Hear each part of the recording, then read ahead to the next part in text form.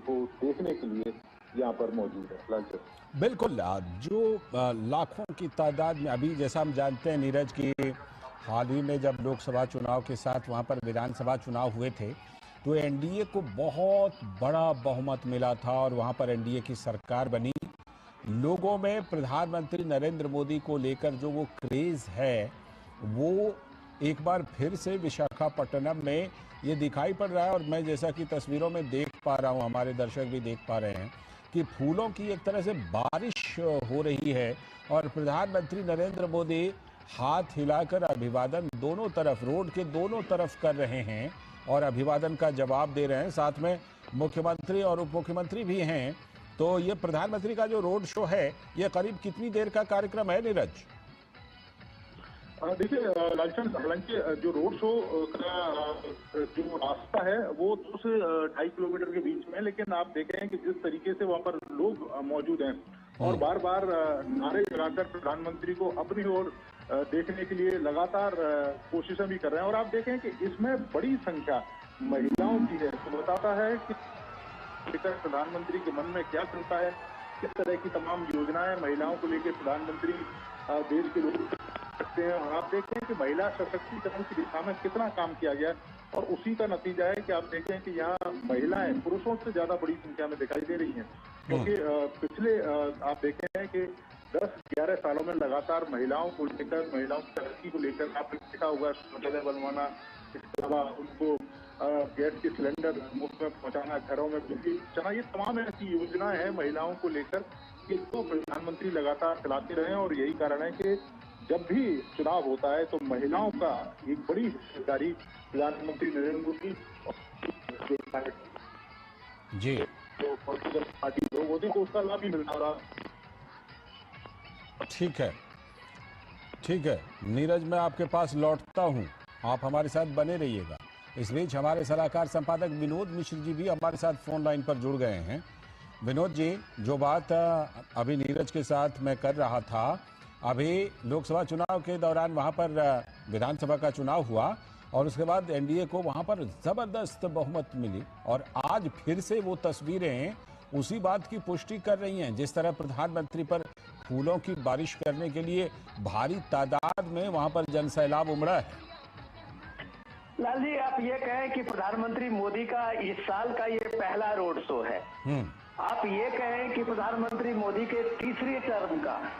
और ये पहला रोड शो है जो आज विशाखापट्टनम में कर रहे हैं। वो विशाखापट्टनम का रोड शो इसलिए भी इम्पोर्टेंट है, जैसा आप बता रहे हैं कि एनडीए गवर्नमेंट की जो बात आप करते हैं तो उस मामले में आंध्र प्रदेश ने झील भर के,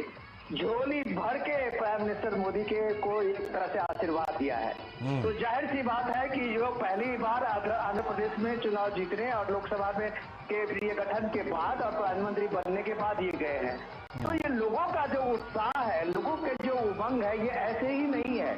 आप कह सकते हैं कि आज जो प्राइम मिनिस्टर मोदी देश को जो एक बड़ा सौगात देने जा रहे हैं, 2 लाख करोड़ रुपए के जो प्रोजेक्ट की आज एक शुरुआत हो रही है, वो देश में आप कह सकते हैं कि ऊर्जा के क्षेत्र में एक बड़ी क्रांति की शुरुआत होने जा रही है। जो प्राइम मिनिस्टर मोदी जब आंध्र प्रदेश में विशाखापट्टनम में 65,000 करोड़ रुपए की प्रोजेक्ट की आधारशिला रखेंगे, ये ऊर्जा के क्षेत्र में आप कह सकते हैं कि एक बड़ी क्रांति की शुरुआत होने वाली है। और इसकी शुरुआत की नींव जब प्राइम मिनिस्टर रखेंगे तो आप कह सकते हैं कि देश की एक नई उम्मीदें, जो डिपेंडेंसी थी कन्वेंशनल एनर्जी में, आप ये कह सकते हैं पेट्रोल डीजल को लेके, जो डिप्लोमेसी जियो पॉलिटिक्स थी, उसके बगल में अगर भारत ने अपनी आत्मनिर्भरता बनाई है अगर इसके क्षेत्र में, ऊर्जा के क्षेत्र में, ग्रीन हाइड्रोजन को लेके, तो आप कह सकते हैं कि एक बड़ा क्रांतिकारी परिवर्तन होने वाला है। आप कह सकते हैं कि आज की जो ये शुरुआत है वो देश को एक नई दिशा और दशा दे सकती है। तो प्राइम मिनिस्टर के मोदी के जो रोड शो में ये बात लोगों को पता है कि ये ग्रीन हाइड्रोजन के प्रोजेक्ट को लेके विशाखापट्टनम में और 2 लाख करोड़ के ज्यादा के जो प्रोजेक्ट होने वाले हैं, वो इंफ्रास्ट्रक्चर के रूप में देश को किस तरह से एक नई क्रांति लाने वाली है, इसकी शुरुआत अगर जनवरी के फर्स्ट वीक में होने वाली है तो ये एक तरह से 2025 का एक नया आगाज है। लालचंद जी, बिल्कुल, ये नया आगाज है और आंध्र प्रदेश में इस आगाज में जबरदस्त उत्साह भी दिखाई पड़ रहा है। लेकिन जो आपने ग्रीन हाइड्रोजन परियोजना का जिक्र किया है, मैं नीरज से जरा उसका और कुछ डिटेल लेता हूं। नीरज, जो 2 लाख करोड़ रुपए की परियोजनाएं हैं उसमें करीब करीब 1,85,000 करोड़ रुपए का ये निवेश है, जो कि ग्रीन हाइड्रोजन प्रोजेक्ट में, परियोजना में ये निवेश होना है। नीरज से हम बाद में जुड़ेंगे, फिलहाल विनोद जी हमारे साथ जुड़े हुए हैं, उनसे जरा इस परियोजना के बारे में भी बात करते हैं। जिस तरह से कि ग्रीन एनर्जी पर जोर है विनोद जी मोदी सरकार का, उसमें तो ये 1,85,000 करोड़ रुपए की ये परियोजना है ग्रीन हाइड्रोजन की। ये तो बहुत बड़ा दिन कहा जाएगा ग्रीन एनर्जी को लेकर, स्वच्छ ऊर्जा को लेकर, हरित ऊर्जा को लेकर। डेफिनेटली आप ये कह सकते हैं कि दुनिया जिस समय में कार्बन उत्सर्जन को लेके कोई अल्टरनेट ढूंढने में अभी तक नाकामयाब रही है, भारत ने एक तरह से लीड लेते हुए दिखाया है। भारत ने इसलिए ये लीड लेते हुए दिखाया है कि ये ग्रीन हाइड्रोजन जो एक तरह से हम लोग समझें तो ये कार्बन उत्सर्जन के जो ये संकट है उसमें एक संकट को कम करने में एक बड़ा योगदान देने वाला है। आज जब आप दिल्ली में पॉल्यूशन को लेके जब आप देखते हैं कि इस तरह की चिंता होती है, और ये इसका अल्टरनेट में अगर 5 साल 10 साल के बाद ये ग्रीन हाइड्रोजन एक इतना बड़ा विकल्प बनेगा, तो आप कह सकते हैं कि इस शहर में जो AQI को लेके हम चिंता होते हैं 400, 500, 1000, वो लगभग ये सारी चिंताएं खत्म हो जाएगी। तो ये जो एक उम्मीद की किरण जगी है, और ये उम्मीद की किरण अगर आपको आज विशाखापट्टनम से ये दिख रही है, तो आप कह सकते हैं कि आने वाले समय में भारत पूरे दुनिया को लीड करते हुए दिखेगा इस मामले में, और भारत एक नया संदेश भी देने की कोशिश कर रहा है उन विकसित देशों को जो एक तरह से भारत को हिदायत देते रहे थे कार्बन उत्सर्जन में।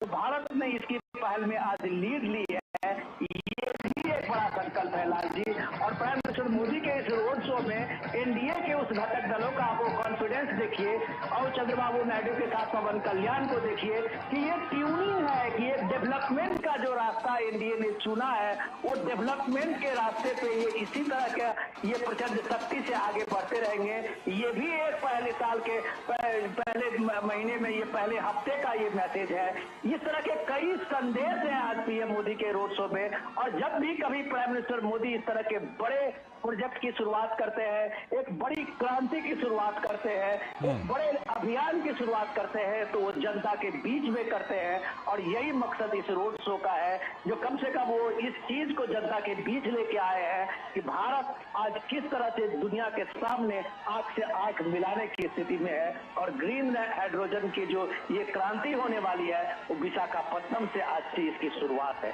लाल जी, आपने क्योंकि मैसेज की बात की, तो मैं थोड़ा सा इसमें पॉलिटिकल मैसेज की भी बात जोड़ देता हूं कि बड़ी चर्चा थी लोकसभा चुनाव के नतीजे के बाद, जब NDA को बहुमत मिला था तो बड़ी चर्चा थी, चंद्रबाबू आएंगे, आएंगे तो किन शर्तों पर आएंगे, आएंगे तो कितने दिनों तक रहेंगे, पता नहीं कैसी केमिस्ट्री होगी। लेकिन ये तो केमिस्ट्री विशाखापट्टनम में जबरदस्त दिख रही है, और वहां से ये भी मैसेज पूरे देश में जा रहा है। विनोद जी, लाल जी, मैं जितना समझ पा रहा हूँ, जो राजनीति को और राजनीतिक घटनाक्रम को पिछले 20-25 साल में देखा है, मुझे लगता है कि चंद्रबाबू नायडू इन सब चीजों से पॉलिटिक्स में एक अलग है। उन्होंने विकास को, तरक्की को, डेवलपमेंट को हमेशा तरजीह दी है, और उनको पता है कि आंध्र प्रदेश का जो डेवलपमेंट होना है, वहाँ अगर आधुनिकीकरण होना है, तो डेफिनेटली प्राइम मिनिस्टर मोदी आज की तारीख में इस देश के सबसे बड़े संवाहक हैं। वो ये बात जानते हैं कि प्राइम मिनिस्टर मोदी की जो ऊर्जा है, वही ऊर्जा जो है देश को एक नई क्रांति का और नई विश्वास के साथ आगे बढ़ा सकता है। इसलिए वो कोई भी पॉलिटिकल ह्यूमर और पॉलिटिकल गेम की बात होती है, उस पर जनता कभी भी विश्वास नहीं करती है, जो आप कम से कम एक तरह से आज आंध्र प्रदेश के इस विशाखापट्टनम में लोगों के उत्साह से देख सकते हैं। प्राइम मिनिस्टर के 6 महीने आप देख सकते हैं कि अप्रैल महीने में हुए रोड शो और आज के रोड शो में देखिए तो ये जीत का रोड शो है। और वो जीत का रोड शो इसलिए भी है, वो चुनावी रोड शो के बाद ये जीत का रोड शो इसलिए भी है कि जब प्राइम मिनिस्टर मोदी ने जब वहां कमिट किया था कि हम डेवलपमेंट को दोबारा आंध्र प्रदेश को पटरी पे लाएंगे और पूरे डेवलपमेंट के प्रोजेक्ट को यहाँ से शुरुआत करेंगे, तो आज उसकी शुरुआत में जब आप देखते हैं कि 65,000 करोड़ रुपए की ये परियोजना की शुरुआत हो रही है। तो ये एक विश्वास है जिसमें अभी 50,000 से ज्यादा लोगों को रोजगार मिलेगा। डायरेक्टली और इनडायरेक्टली आप कह सकते हैं कि लाखों लोगों को इसमें रोजगार मिलने की संभावना है। तो पूरे देश में जो ऊर्जा के क्षेत्र में क्रांति आएगी, तो अब कोई ये नहीं कहेगा कि रूस और यूक्रेन के युद्ध के बाद गैस कहां से मिलेंगे, डीजल कहां से मिलेंगे, पेट्रोल कहां से मिलेंगे। इसका अल्टरनेट ढूंढ लिया है प्राइम मिनिस्टर मोदी ने। ये ग्रीन एनर्जी के लिए, ये ग्रीन हाइड्रोजन प्रोजेक्ट को लेके ये एक बड़ा विकल्प दुनिया के सामने में बनने वाला है। ये आज का सबसे बड़ा मैसेज है। बिल्कुल, ये मैसेज है और एक साथ कई मैसेज है। आप हमारे साथ बने रहिएगा। हमारे संवाददाता नीरज सिंह भी एक बार फिर से जुड़ गए हैं। नीरज सिंह, जो हम बात कर रहे थे कि ग्रीन हाइड्रोजन, ग्रीन एनर्जी को लेकर बहुत बड़ा दिन है आज, और ये विशाखापट्टनम में है। 1,50,000